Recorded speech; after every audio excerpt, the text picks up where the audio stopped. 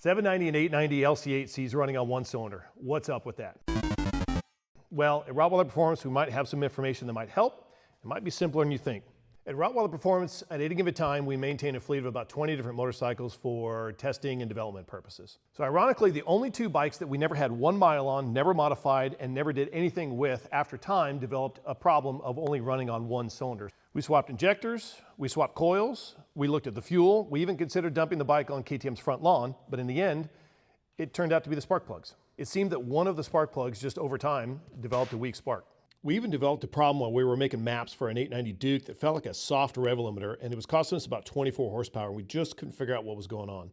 We even tested the spark plugs on a tester you can get from Amazon for about 30 bucks that can simulate RPM, and we found that at low RPMs and in certain RPM ranges, the spark plugs on one side or the other would actually have a weak spark.